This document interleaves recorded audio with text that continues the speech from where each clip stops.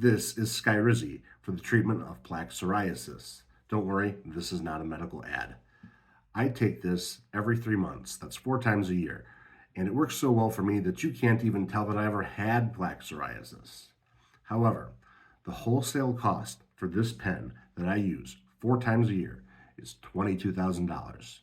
$22,000. The retail cost can approach $32,000. Fortunately, I have never paid anywhere near this. I think the most I've paid is $50. The absolute worst was I think a couple times I had to pay something like $3,200 and I was reimbursed with a rebate coupon.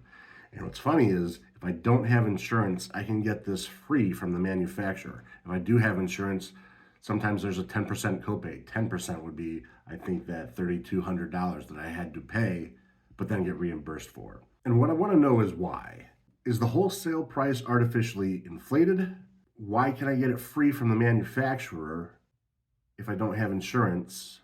What I would love is a good book or documentary on the subject. I really want to know the answers. I want to know if there's anything that can be done about it or if we're just plain cooked. Because every time I take this, it takes a while for the billing to settle. And every time I shoot this into my leg, I'm afraid that after it's gone, someone's going to say, okay, now you owe us $10,000. And every time I've managed to avoid paying a high cost for it, but I've had to spend hours online and on the phone advocating for myself and finding those hoops to jump through. And damn, am I tired of jumping through hoops. Almost every time, hours, just to clear up the billing, make sure I'm not paying lots of money for this.